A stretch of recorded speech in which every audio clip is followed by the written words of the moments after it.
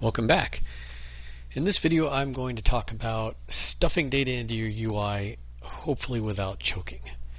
So I realize that in this video series, I hope everyone's hanging with me here, I'm not covering a lot of Fulcro specific stuff in a lot of the time I'm spending here, and the point really is here to show you, I hope everybody's already getting this, but it's to show you what problems you run up against when you build a library like Fulcro, or reframe or reagent, etc., and how I've gone about solving them in Fulcro. So these early videos are more conceptual in nature and more like algorithmic in nature, and don't leverage very much of what Fulcro offers. But at each of these steps, I'm trying to explain like one little thing. So in the first video, we talked about kind of low-level React and how the rendering in general works, that sort of thing. In the second video, we talked about how inputs work and how that's kind of a fun and weird thing. And in this video, we're gonna start feeding data to our UI. And when we start doing that, we run into the reason that 4 million different libraries exist for wrapping React. You've got just in the ClojureScript world, you've got reagent, reframe on top of reagent, you've got Fulcro, you've got Rum, you've got just this whole big list of libraries that are trying to make this story good as it can be from different people's perspectives. So you're going to get mine, of course, since you're watching a Fulcro video. So I've put together a quick little UI layout here using semantic UI, and I'm just using Fulcro's DOM generators with the class name helpers, and this UI currently looks like that. And so see I'm trying to put a little top menu bar in here and a kind of a master detail left right for, say, the people screen. Maybe I'll do a similar thing for the addresses screen. Maybe I'll have a home screen. This is sort of a UI routing issue. So I'm just trying to kind of piece it together and see what it'll look like. Now for this this demonstration, I've gone ahead and set up shadow so that it automatically calls start for me. You can set it in a init function in the build. So when I load the browser, this is just kind of a convenience. Again, this isn't the way Fulcro renders exactly, but it makes it so that I can just load the page, rendering starts right up, and then I can just start tinkering with the UI and see how it looks. So if I pop over here and say, oh, I'll get rid of that column, then it'll just disappear on the hot code reload. So I can very quickly just throw things together. All right, so now let's talk about the shape of this thing. I've got some UI root, and I'm going to get some data I pass in here. And right now I'm still passing. Oh, sorry, I had made a change here, tinkering around when I was setting up the files here. I'm just passing into this plain function. This is not a React component or even a hooks component. This is just a plain function. I'm calling that with app state. It's returning me some elements. I'm passing that to React render, and it's making the DOM for me. Very, very, very simple. Not the way you'd really want to do it, but I also wanted to show you real quick, first of all, that I am rendering 60 times a second.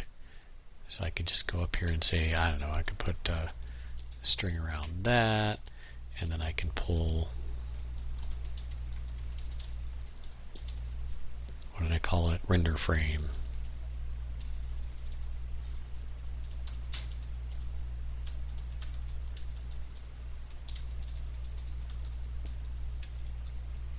And then I'll have to reload that because my render loop is right. So you see that number's going up. And even with that refreshing the DOM, if I go to performance here and record for a moment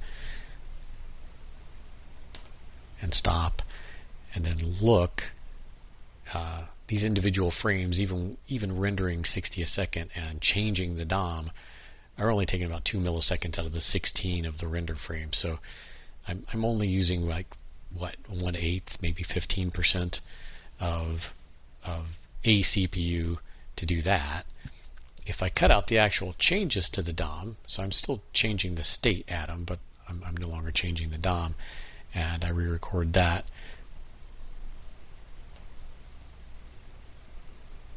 you can see that these individual frames are now down to like 1 millisecond out of 16, so less, somewhere around 5%. It's really not that expensive to render this way. You can see it, rendering the 60 times a second, but it's wasteful. And then once your DOM gets big, it does actually cost a lot. So this isn't the quote right way to do a rendering of React. But let me leave that open. But for demonstration purposes, this works great for this. Okay, so how do we deal with this? It's obvious once you start looking at this that this pointing menu, well, that goes to the top. And then it contains, well, we've got this master detail thing here in this 2-column grid with people in one column and the form in the other column. But this really thing right here, this I'm not sure if it's the segment or if it's the content of the segment. It's maybe the content of the segment. So let's group those together. Oh, it was already grouped together in the grid. This grid is probably just this people page, and we're going to have another one, let's say for the address page, that sort of thing. And so the part that's the menu and this segment container is probably really useful to think of as maybe your UI router. And we're just going to say that's going to get some props. And then let's just move this thing up here.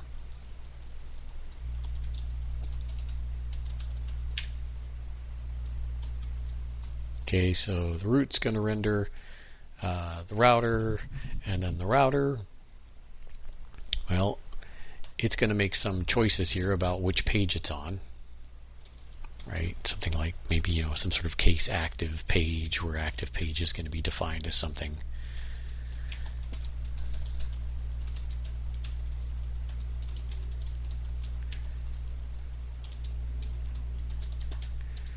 But then we just want to say the UI people page, something like that, and that's what this thing is down here. And we're going to pass that some props. All right, so.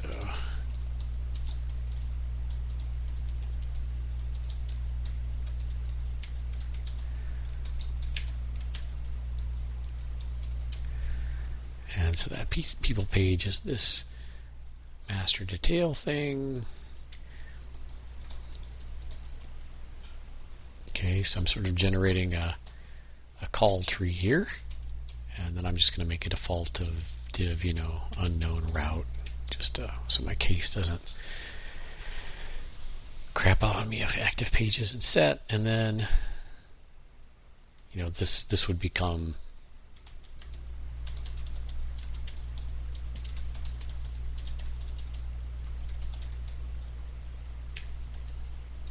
something like that. We put one of those on each of these.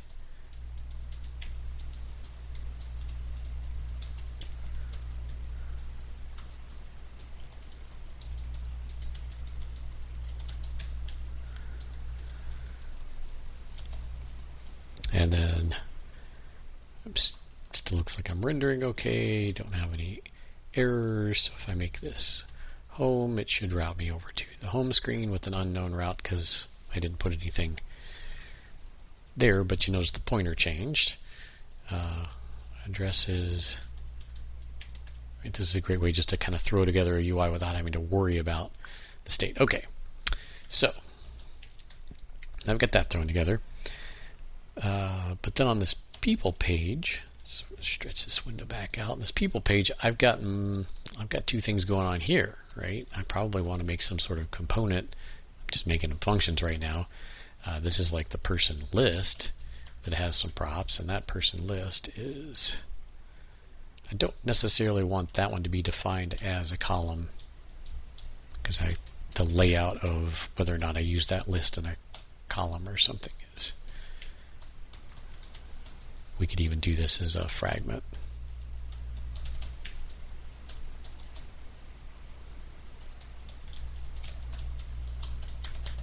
And again, I'm just passing the same props to those. And then we've got a person form.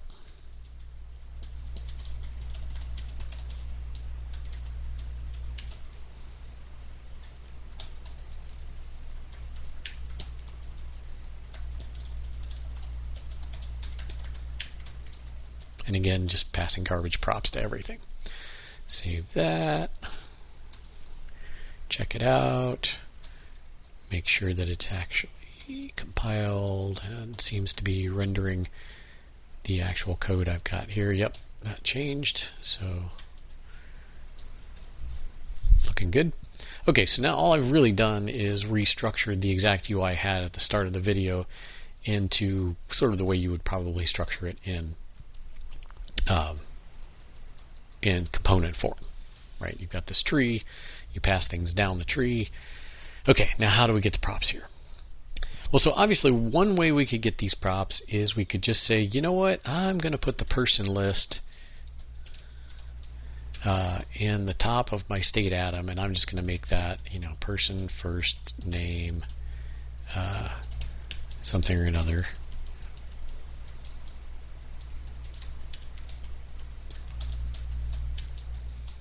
And then instead of using props, we could just yank them out of there, right? We could just say, oh, well, let's just get the person list out of the app state atom. All right. This is roughly equivalent to a subscription-like system, right? I mean, you can put mechanisms between this and this, right? You don't necessarily have to go directly with an atom, and that's sort of what Reframe does. It gives you this sort of event-based subscription system where you can say, okay, this particular component grabs this particular conceptual data out of this particular conceptual place, and in this I'm just saying, for all intents and purposes, we might as well just call it the top global atom. Whether or not we have to think in this component context of where that thing lives in here is kind of irrelevant. And so now I can do, a map indexed. And now we're creating a list of things, so we need a key for it. And so here we can say person first keys first name. So we're going to pull the person out of there, and then that's going to be a div item, and this guy is going to be active when selected. And we'll get to that in a minute, because we don't have state for that anyway. But he's definitely going to have a key of IDX. And then here we're going to throw in first name. We're going to get rid of the extra mess there.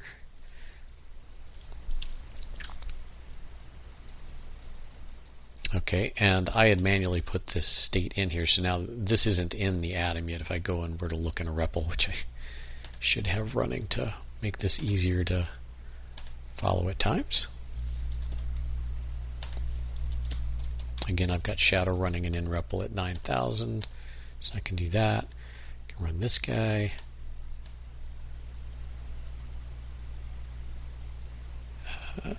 I probably used the wrong type there. In-REPL. Moving too quick. Alright, so shadow, REPL, I think we called this one app. And so if I go into that browser and just look at the current value of app state, all I have is a render frame, which is still counting up. Right? I've not actually put, so I'm going to reload this, and that'll, because that def once on the app state, that puts my person list in there, and app state person list should be a list of people. Helps if I put that on this guy. Okay, so now I'm grabbing my stuff out of the state, and now I could, globally modify on the app state what, assoc swap app state assoc person list 0 person first name gets Bob, and I got Bob. Joe, now I got Joe. Okay, so now I've got a way to update that. Well, hopefully, if you're following along, now there's the next problem. I went and yanked it out of app state, and I went through and I rendered each of these people. That's fine for the list, but what about the form? How does this one figure out which person it's supposed to be editing? Well, I could still pull the person list, but now I've got to invent yet another little thing that where I'd like this guy over here to have an on click that somehow selects the right person. So IDX is the only thing I have to go on right now. So I'd like that to be possible, so I can select which person I want to, and maybe I would even call it, edit person. But this IDX thing, that's feeling ugly. That's feeling not nice. So maybe I want to give these guys person ID 1 and person ID 2. So maybe I could say, you know what, let's pull the ID out, and then maybe I should say, you know what, just in case somebody resorts this list or does some mess and, I don't know, things are out of date, I just kind of worried that if I don't use the real ID of the thing, maybe this generic operation that just doesn't make sense to say edit a person at some IDX that I might have closed over at some other point in my program, and it's the wrong one now. So I don't like making this generic function.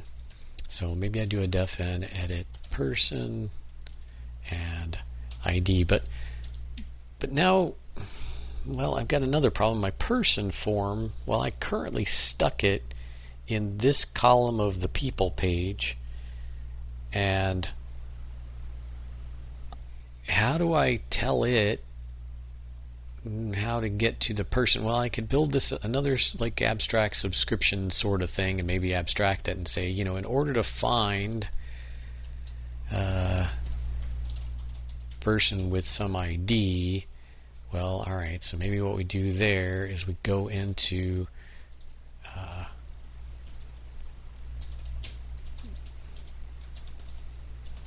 the app state atom, and we look at the person list, and that's all the people, and then we filter that down to the person that has the ID we want, right? And that would sort of give us what we want.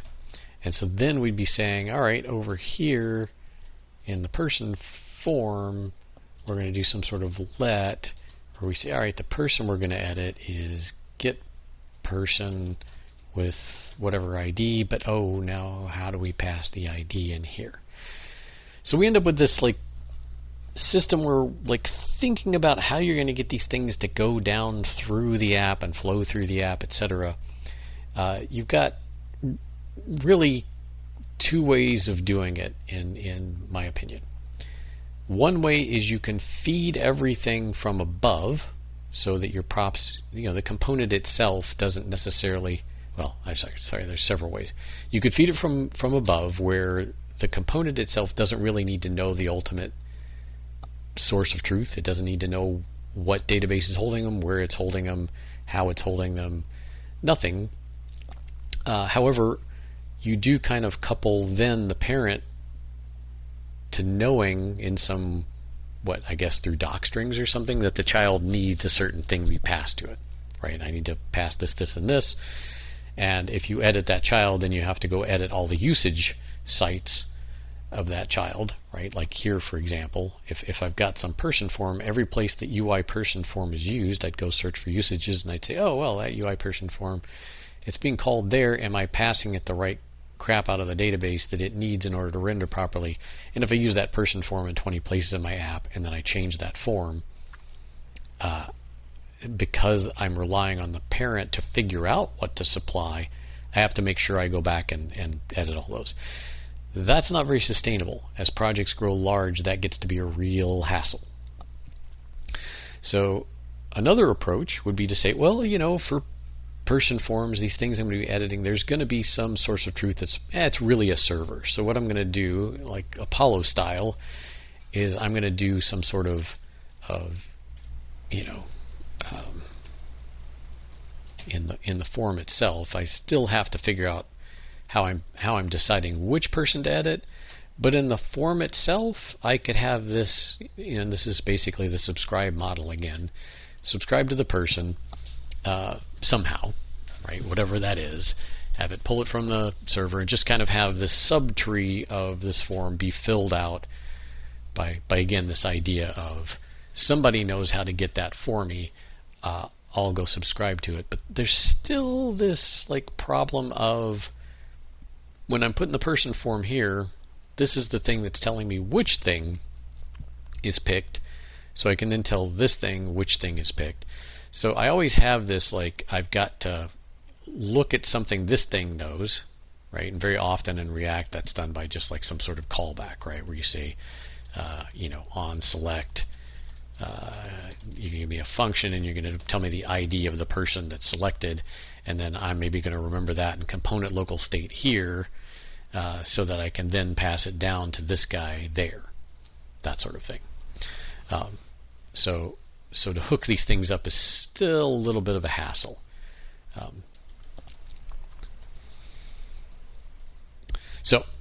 No matter what you do here, there's all sorts of things that are kind of going on off to the side that make things, I don't know, more confusing. So let's just look at the idea of, well, what if we just pass this stuff down as a tree in the exact same shape, say from root, that we've actually got in the UI? What would that look like? And would we be able to reason over that in any sort of fashion that would make sense? So I'm going to eschew component local state. I'm going to leave props as my global app state atom. And so I'm saying, all right, I'm going to pass props into this guy and UI router. This guy wants a couple of things. The UI router, actually, I'm going to say root knows that within the app state model, there's a UI router key that's going to be the UI router's data. So we'll just go match that up. So up here, we're going to say, all right, in the database, there's a UI router that has some stuff. Okay, that's fine. Now, the UI router, what does that actually need? Well, it needs the active page. And then what else does it do? Then it needs the UI people page. And I'm just naming the props in the atom after the thing that's going to render for now, right? So once I'm in the UI router, I want an active page and a UI people page. Okay, so I'm going to make an active page. I think that's one of the pages that I made. Yeah, people, and then a UI people page, which itself is going to have some stuff. Okay. So now I can get rid of that let.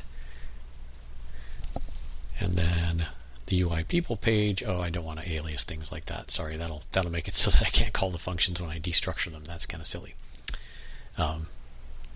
Let's take the UI off as we do that. Right, so we'll say the router has an active page and a people page. That seems good. The people page is what we pass to this. By the way, if you've been playing with Fulcro, you'll note that I use this UI hyphen notation, this prefix on factories that make subtrees, basically components usually, but I use it on functions as well. And part of the reason I adopted this naming convention was exactly this kind of conflict. It was really often the case that I was putting things in state that were named after the thing I wanted to make, but then I was also making a factory named the same, and then I was shadowing the renderer with the destructuring, and then getting all sorts of weird errors that why is it saying I can't call a map with a map, right? It's like it would just give you strange errors. So anyway, that's where that notation came from. Okay, so now the people page. The people page has two things in it. It's got the person list. So let's just say person list, and it's got a person form.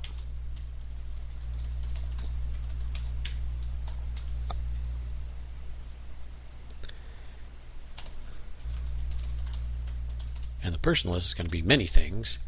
Oh wait, no, the person list is going to be a component that has many things, and the person form is going to be a component that has just the details of the person itself. So here's the list, and here in the list,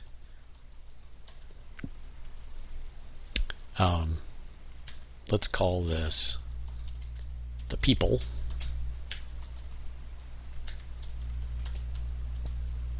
Now, instead of the person list, let's make that the people. And I know this looks kind of painful. Just stick with me.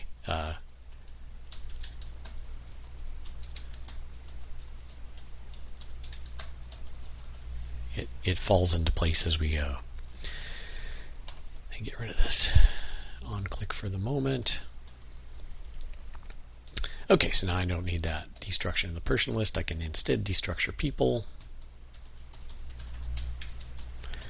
And here in the person form, there is going to be the person that I'm actually currently editing. So let's say I'm currently editing Tony. And notice when I'm doing this, I run into a problem here. I've just denormalized my data, which is going to cause us other problems, which is probably why you're looking at Fulcro to begin with, is you run into this problem. But let's just stick with it for the moment. Okay, so there's a person list and person form.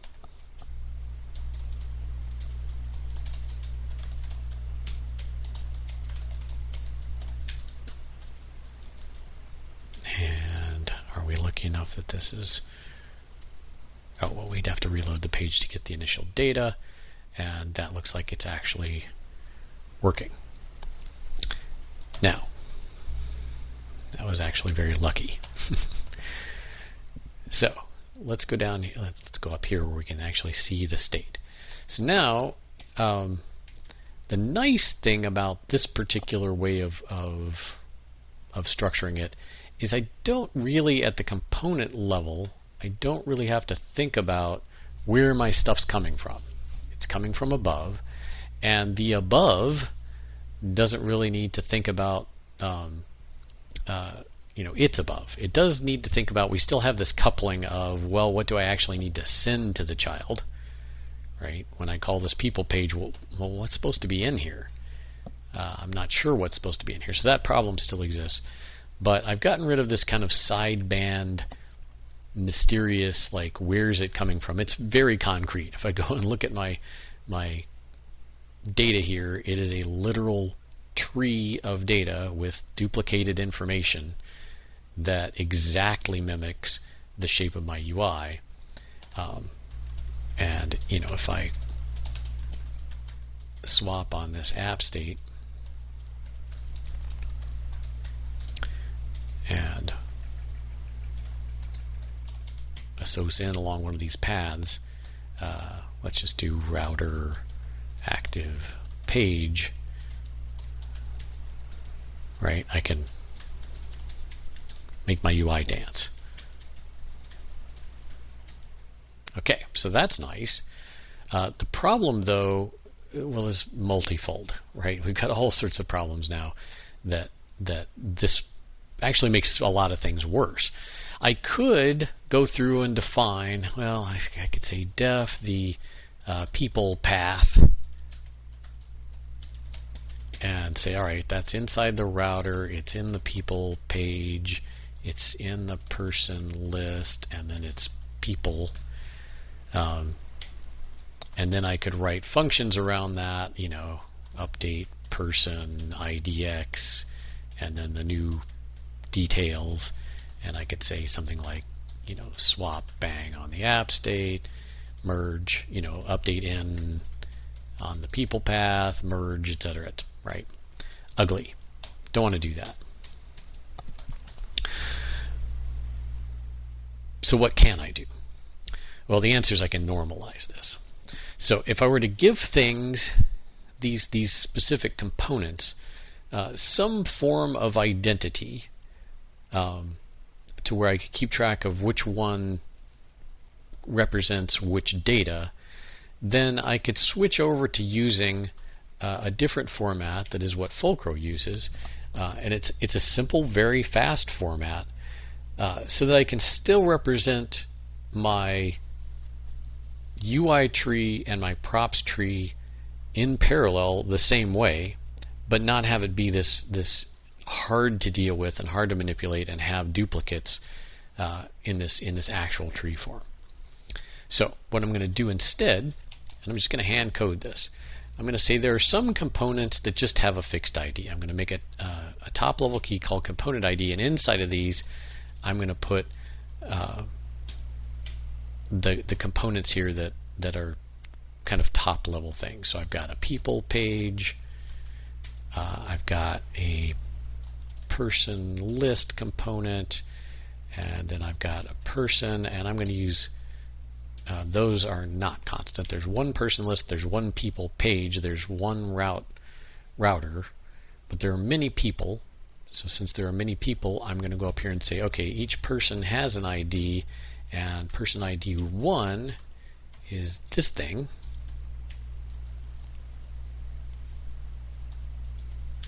and person ID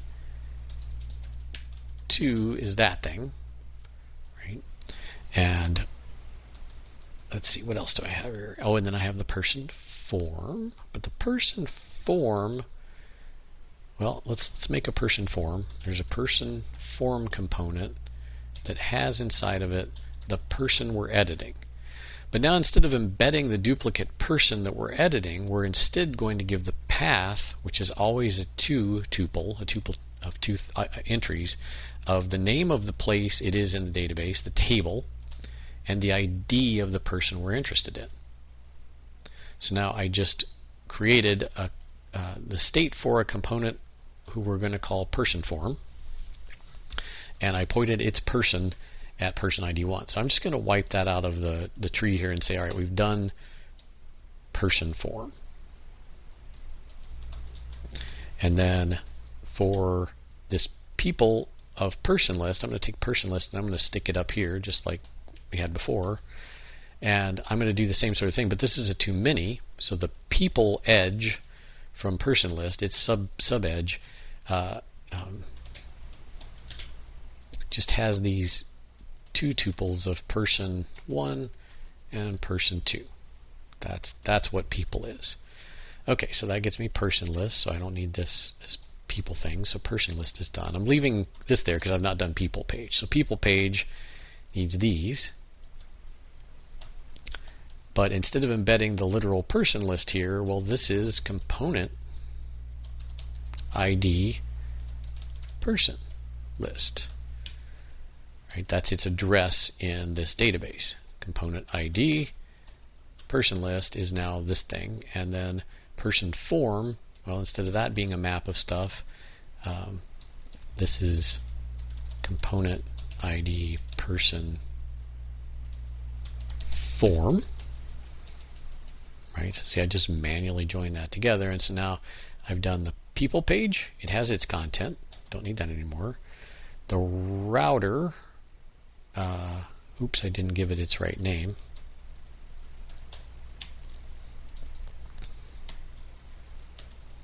Right, the router now only needs, oops, sorry, there was one thing I still needed there. I did the people page, but I didn't do the router. So the router, which I need to actually call router, has an attribute that's just a plain property that's people, and then it's got an edge pointing to the people page, which is now component ID people page. Okay, so now I've got the router component, like it's got all its stuff, and all its stuff has all its stuff, so I can get rid of the router. And so now I have normalized that database. Now, Fulcro comes with, let's go ahead and pull in the namespace.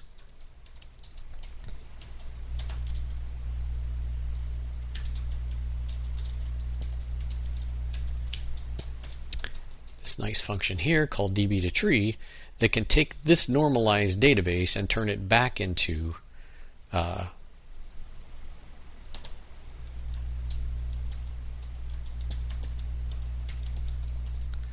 db2tree takes, well, we have to give it a query. So here we need some EQL. So db2tree is going to follow this for me, but I've kind of got to tell it what the overall UI looks like.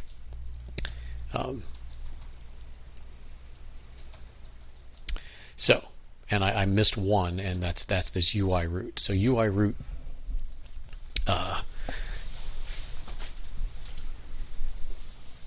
needs to be represented here. It's sort of like the entry point to the entire database, and I missed that. So I'm just going to make an edge here called root, which has a sub element called the router, which points to the component router. And that duplication might be a little confusing because I'm using the same keyword for both the ID of a component and the property edge. We could call it router child or something, but let's just leave it for now. Okay, so now a query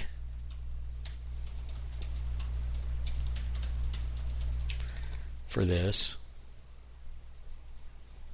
Make sure that compiled.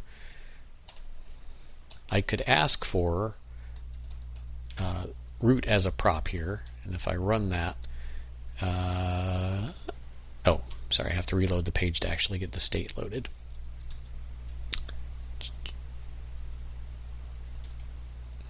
There we go. So now you see what I got back from db2tree is I said, oh, root, well, root's this map that contains router, and the router is a pointer to another thing down. So I can say, oh, well, all right,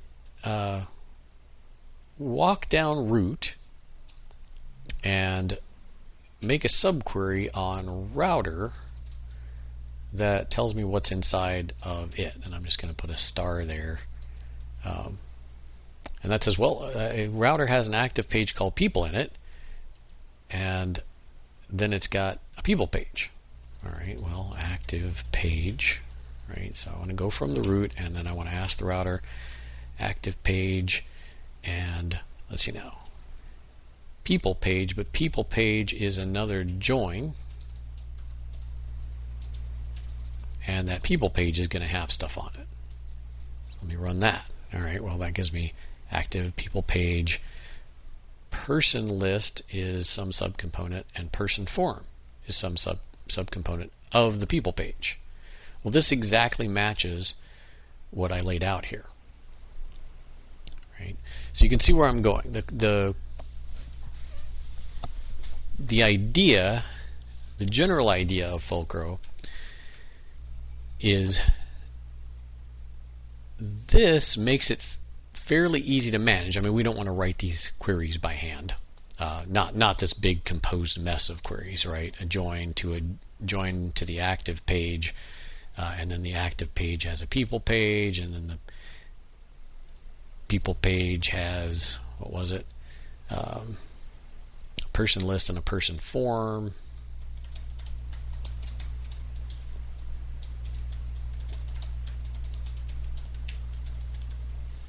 Right? And then that person list has a list of people.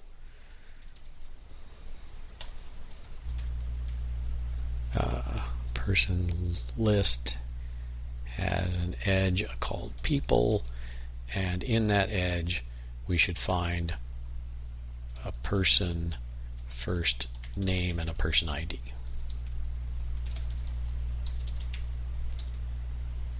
Right? So we're basically getting back the tree. If you back up in the video and see what we had manually put in this atom earlier, you'll see that it's exactly this tree. And then of course person form has a person edge,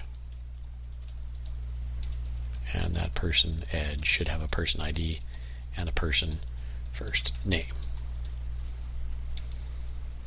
Okay, now the beautiful thing about this is if I take this function with that query, and again, the query's a pain still, we haven't solved that problem yet, but if I take that down here and I say, you know what, let me call UI root, and instead of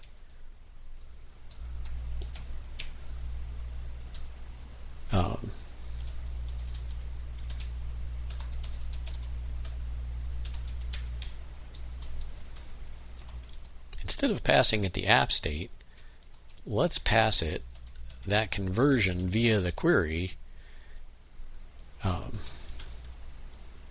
root props.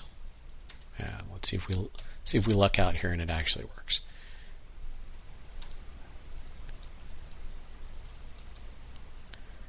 So, oh, we haven't actually destructured them. So root props, it goes looking for, let's see now, here we should say we want the root edge from the root props, which is kind of a, or yeah, that makes sense. And then within those, there's going to be a router, and so now I can pass router there, which actually is what I was already doing. And we could just like verify real quick. Oh, no, we're getting nothing there yet. So I screwed something up. So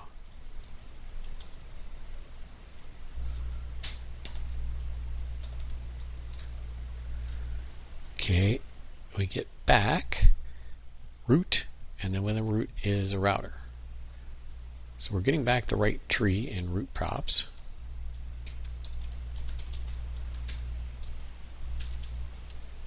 And there is a root there. Then we go to root, and we're looking for router. Oh, I guess I need to reload that. There we go. Now we're getting props. In fact, now we're getting all the props. Okay, so let's take that log out because it's making my laptop fan spin. Okay, so now you can see I've gotten us back to where we're at in the UI. I do not, I missed something. No, I haven't got us all the way there. So we pass the router to the router pulls out the active page and the people page. The people page gets passed to there, and that showed up right, the list. Oh wait, the people page had the person list and the person form.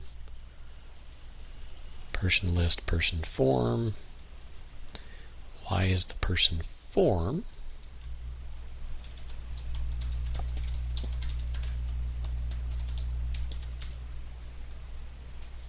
No, person form has, person form has a person. Oh right, the form didn't have just the person. We should probably think about, oh, I didn't. And actually, I destructured that a little further. I would probably co-locate the person, and I would probably make person form be a person. So let me change that. So I think person form should really just be the person with a different UI. So that's a different edge to get me to that same person. So let's switch that to be what that is. That's more what I would normally do, and say this sort of structure. And so the person form, UI person form, would just expect that there would be an ID and first name here.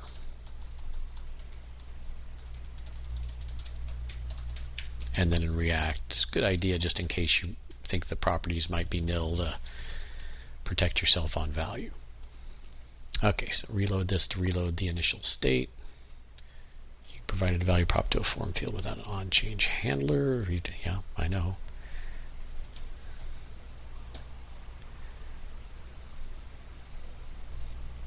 Okay, so person form. Let's go down here and check what our... Oh, my query's wrong now. The person form now queries for just what's in a person.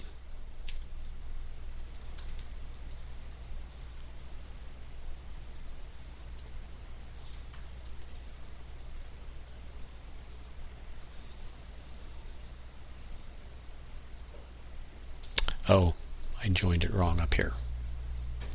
my normalized thing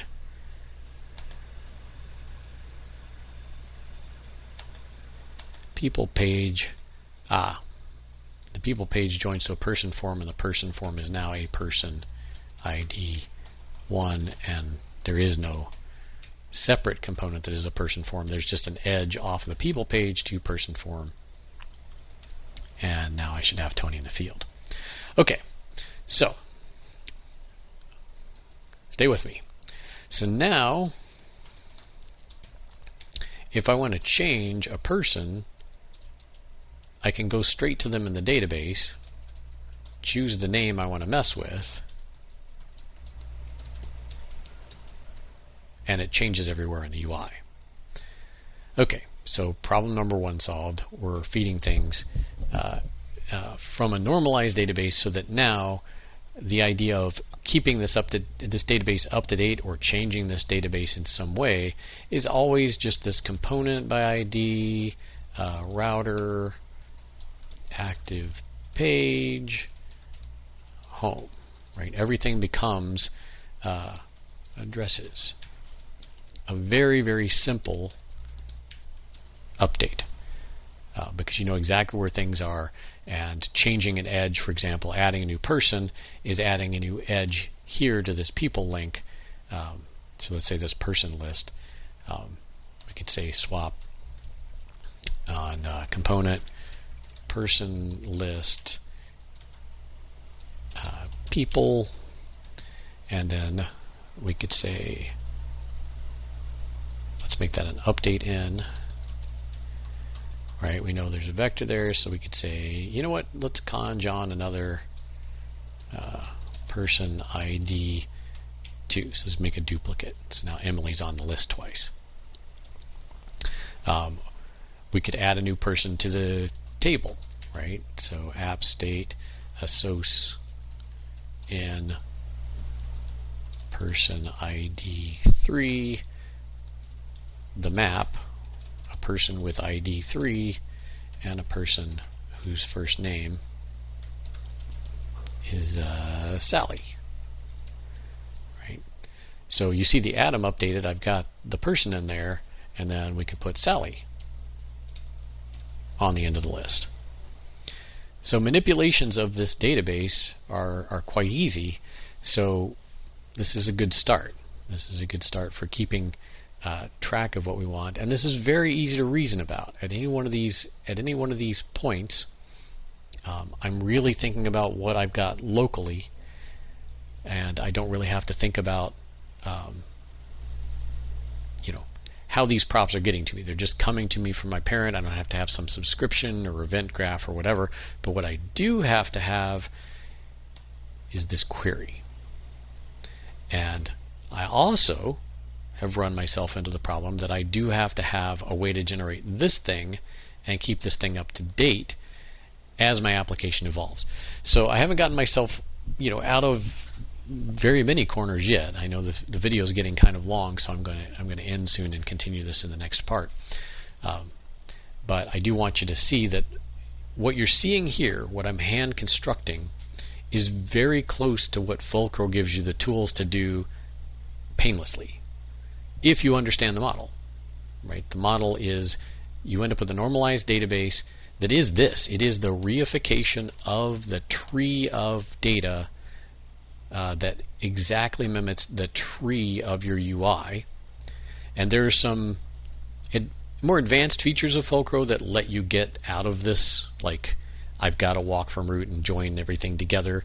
For example, there's a thing called floating roots where you can have something hanging out and starting over at the root that isn't tied to the parent at all.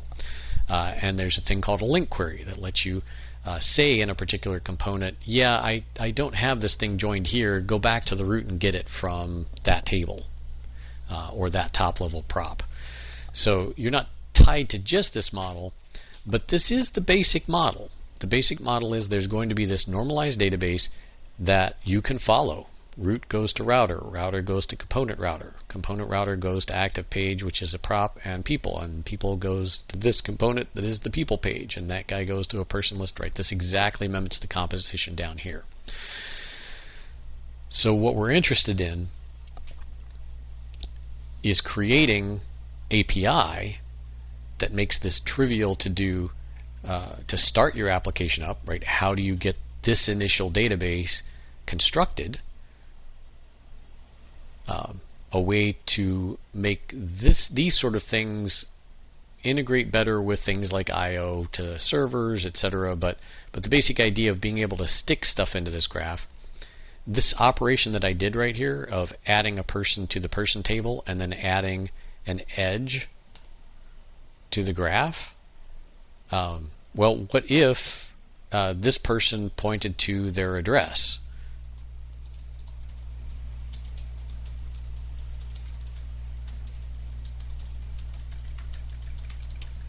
Well, wouldn't you want this address normalized as well? So you really wouldn't do it that way. You'd say, oh, well, you know what, I'm going to put address ID 11, which is this address there. I'm going to put person Sally there, and I'm going to say, oh, well, that she uses address 11. Right, so I've put those two things in the database, and I linked this one to that one.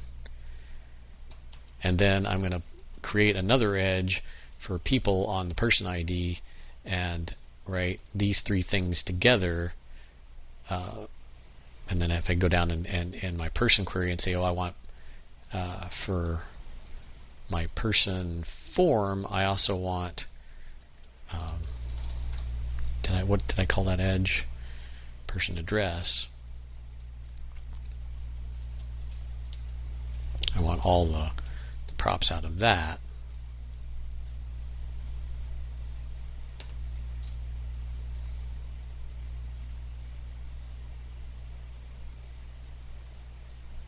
Well, it could be person list, people, person ID, person first name. Oh, that's got to be a join.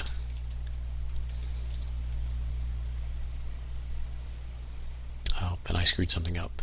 I won't bore you with, yeah, I will bore you with typing out because I see what I did wrong.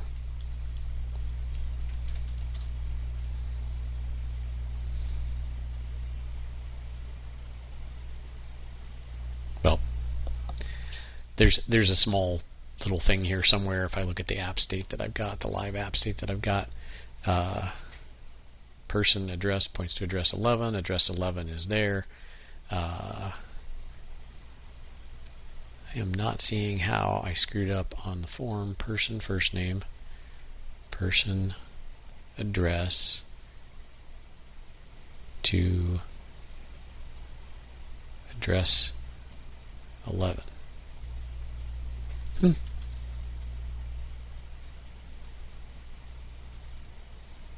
am not seeing the address pop out.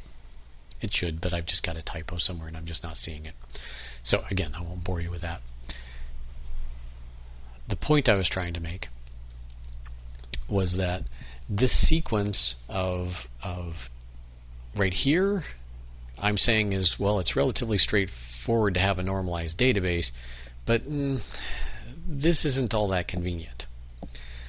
And what's going to fall out very quickly is the idea that each of these things is a localized concern to the component that uses it.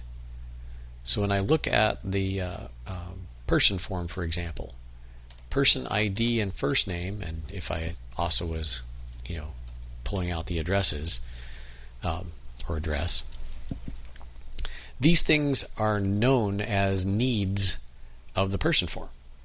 Well, what if we put on the person form, all right, in my context, I need person ID, person first name, person address. What if I just put that on the metadata of UI person form, right? I can get that out. Meta of the var UI person form.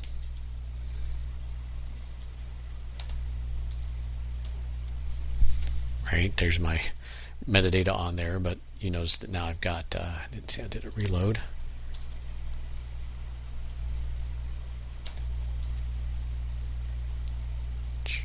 Code reload, come on. I did put that in the right place, right? Name, docstring, attribute params. I always get the order messed up on those.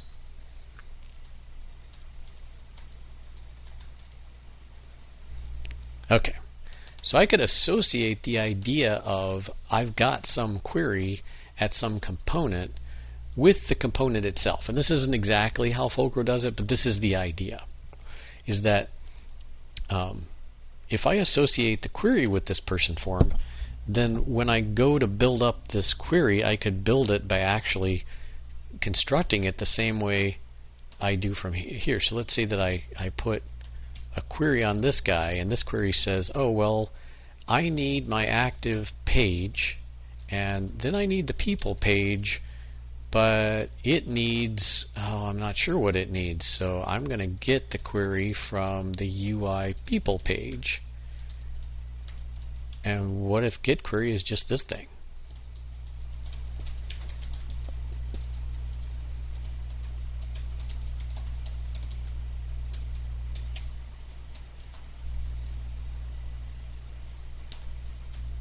Right. Again, this is a very meta of the shoot, I'm not sure how I'm going to do the var there. This is closure script, so this may catch me up, but I've never actually tried it this way. But you get the idea that if I've got a thing that can go and grab the metadata, let's just do it the cheap and dirty way for a moment. Let's just say the meta of the var UI people page. Then when I get the up here in UI people page, if I do the same thing, well, let's just do it at root here. Right, if I add metadata here that says my query is I get a join to a router that uses the subquery, which is the query on the meta of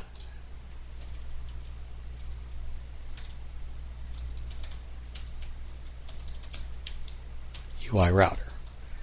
And so now if I go down here to the bottom, if I'm super lucky, let me just move this comment block up where I'm not having to go so far.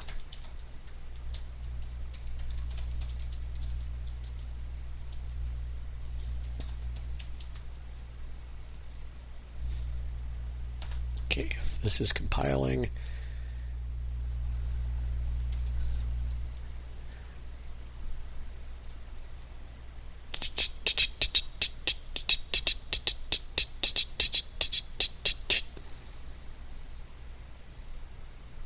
well, you get the idea. I'm not sure exactly why I didn't quote the thing.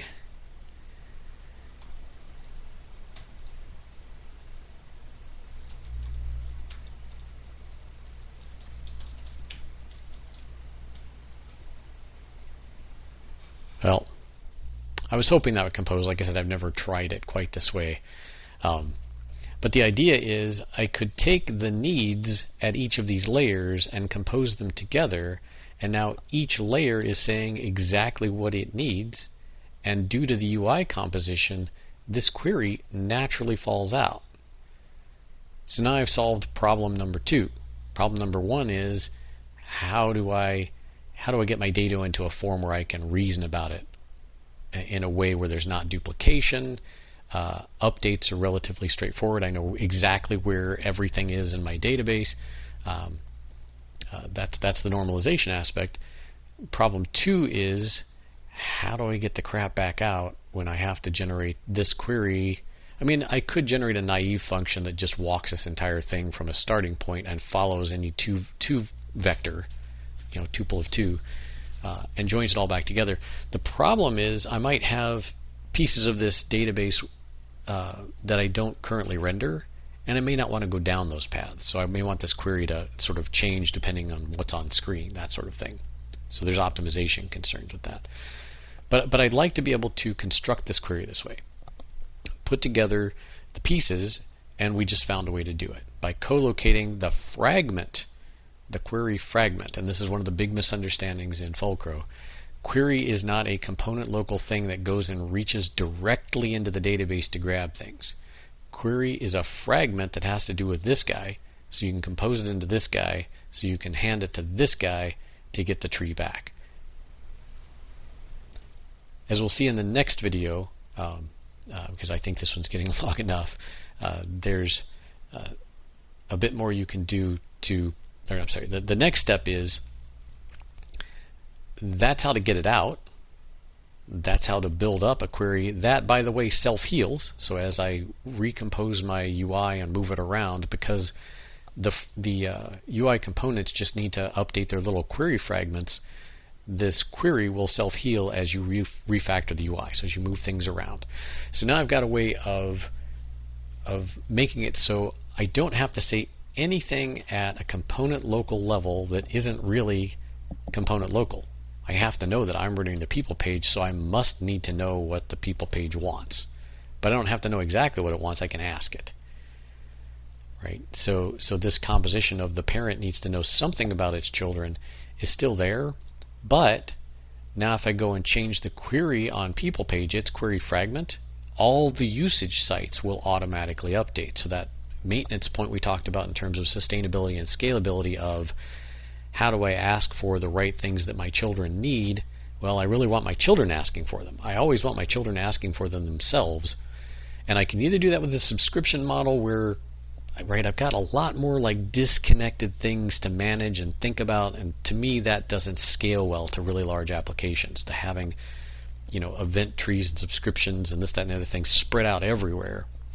It makes it much easier to think about when you've got your component local query that just says, here's my fragment, if you compose me in, that's what I need. So we'll see in the next video.